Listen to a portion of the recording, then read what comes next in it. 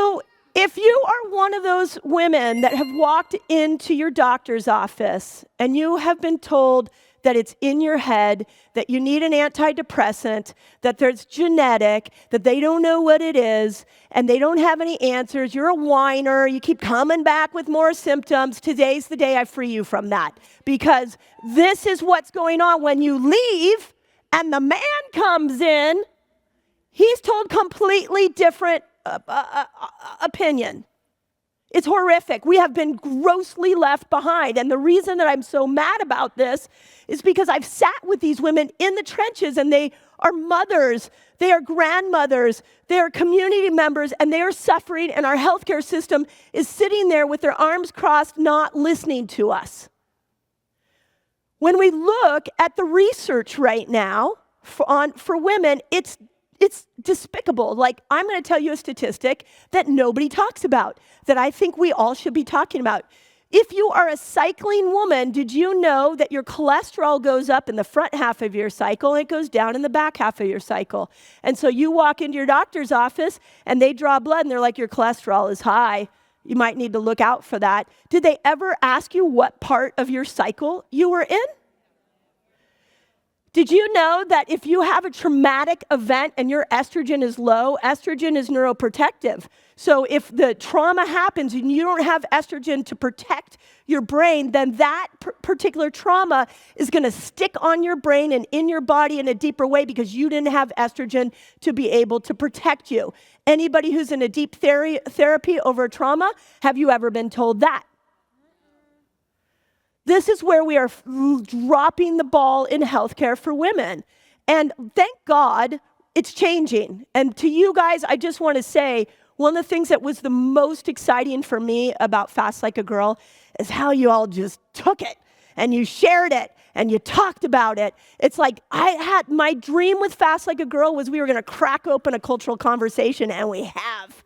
So thank you for that. That should probably be another thing we should say in here. We talk a lot, wherever I come around, we're going to talk about all the messy symptoms of menopause, and I love talking about menstrual blood. So if you are like, I don't really like to talk about my period, well, today's the day that changes too. And if you're a menopausal woman that's like, oh my God, nobody's been able to fully let me express what this suffering that I've gone through, I've had to keep it quiet, I want to also free you of that. So, because that's how we make change. And what's happening is that all of a sudden now, you all are waking up, and I mean that not in a you were any less than, but you're seeing what's happening, and you're starting to talk about it. And we're starting to see change happening here in this country where the First Lady's like, hey, this bullshit doesn't work anymore. Why aren't we researching medication? Why aren't we looking at the menstrual cycle? One of my favorite, and I always will, this was like the epitome of social media.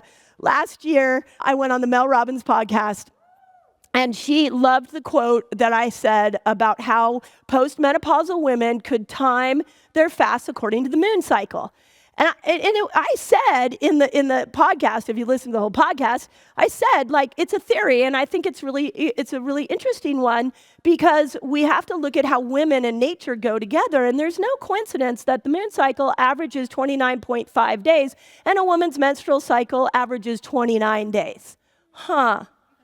Fascinating. So I say this to her, she clips it on a reel, puts it on Instagram, and this one person leaves a comment and says, well, I looked up the moon cycle thing that she's saying, and I can't find any evidence on there. Therefore, I don't believe anything else she says. And I wanted to just jump in there. You can't, by the way, respond to any negative things on social, so you just sit back and just close your phone. And so, but I was so mad because I wanted to say, and it was a woman who said it, I want to say, they're not even researching us on blood pressure medication and cholesterol. They're not even looking at what's in menstrual blood. Do you know there's 4 toxins in menstrual blood? When you menstruate, you're detoxing. You're getting rid of plastics and phthalates and pesticides and forever chemicals. You need to be able to shed. We're not even studying this stuff, let alone the moon cycle. So I say this to say that we have been underserved by our healthcare community. And so what I did in my practice is I made a really clear line in the sand, and I said, any woman that's coming into my practice, we are going to master lifestyle. Because the healthcare, the goal, and this is still the goal, by the way, until they clean that system up, the goal is to keep you out of that system. So if I can keep you out of that system by teaching you how to improve your lifestyle, now we can move forward with your health. So what I started to do is I started to pull together all the women in my practice, and we would do monthly talks. So, and I would pick a different subject. I would pick like 1 month it would be on brain, next month it would be on thyroid, and we would fill my practice, and I would sit down and I'd say, okay, here are the blood tests you need to look at. Here's the lifestyle that you need to think about. Here's how you need to approach your health. And this became so crazy popular that all the women brought the women, because that's what we do, right? When we have a good idea, we don't just keep it to ourselves. We're like, oh my God, this is amazing. You got to know about this.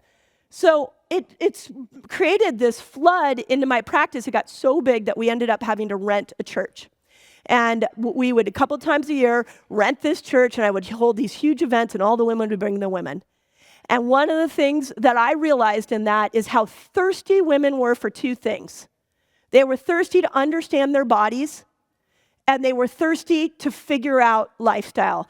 And it's so fascinating to me because so many doctors will tell you, yeah, my patients don't want to do lifestyle. No, they do. I promise you. You just you don't have the time to be able to commit, and that's not their fault, but you don't have the time to be able to teach them lifestyle. So I'm going to do it. And that's what I'm, and by the way, hopefully you know this, once you understand it, I'm going to task you to continue to put this information out into the world, because it's time that we take back our own health, bring it back into our own responsibility. So where we are in health right now may not be our fault, but it is our responsibility. So if you don't love the body you're living in, it's your responsibility. You may have gotten there because of a lot of things like I'm going to teach you today. And we can point a lot of fingers at a lot of people, but ultimately, today's the day you go, it's my responsibility. I've got to do something about it. I have to make a change because nobody else is looking out for you, except maybe me. Okay, second thing that I learned in these incredible mamas and women in my practice was that we are much stronger together. And when we come together in community, we start to thrive with our health. It's not just like, oh, it was nice. Like my office was a big party. Literally, like people would come in, they'd bring their kids after school, and all the women would meet. They had met at the talks, and now they were best friends, and they were doing things together. And like, it got to be a problem where I was like, the waiting room's really full, but those people have already like done their therapies in here, and they won't leave because they're all connecting to each other. And so I started to realize that oxytocin is the most powerful hormone we have, and we don't give her enough credit. So oxytocin, all of you that are smiling at me, thank you. You're getting oxytocin, I'm getting oxytocin. Oxytocin pulses in for a couple of minutes when we have a really cool human connection. And I will show you here in a minute why oxytocin calms and balances all other hormones out. And we walk around and we're like, oh, I don't have time for that. I know I said this on Friday at my pre-conference. How many of us are like, I had some good friends a while ago, but then like I got really busy with like my career, my family, and I just didn't make them a priority. And now you end up like me, an empty nester, and you're like, where did those friends go? I didn't put any effort into that because I was too busy. We walk around as a society, but women especially, and if you are this, I really want to free you from this today. We walk around and we're like, I'm so busy, so busy, I'm so busy, I'm so busy, I'm so busy. I know I should do that, but I'm so busy, so busy. I'm sorry I didn't call you because I was so busy. I'm just so busy. And it's like a freaking badge of honor that we're so busy. Busy actually destroys your health. And I'll show you why hormonally here in a second.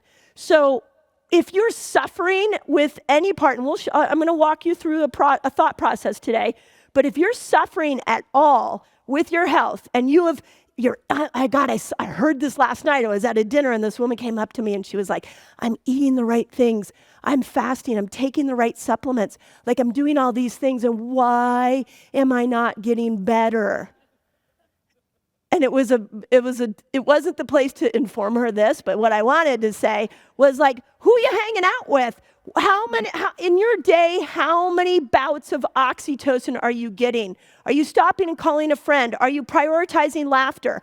I started listening to comedies at the end of the day because I was like, I need to bring my oxytocin up. All those friends I had left in the dust when I was so busy, I now actually talk to them every morning. I have there's a little, anybody use Voxer? I have a really cool little like walkie-talkie system where I can like voice text message all of my friends in the morning so that I get my oxytocin. So I started to really prioritize oxytocin. The other question that I really saw clearly from these women is how many people say, I want to be healthy, but they don't really know what health is. I don't even think our health care system knows what health is. In the healthcare system, health is the absence of symptoms. That's not health. What happens to the woman who goes in for the routine mammogram, had no symptoms, didn't see it coming, and now she's got breast cancer? Was she unhealthy, or was she healthy on the drive to the mammogram? And then she gets the mammogram, and now she's unhealthy.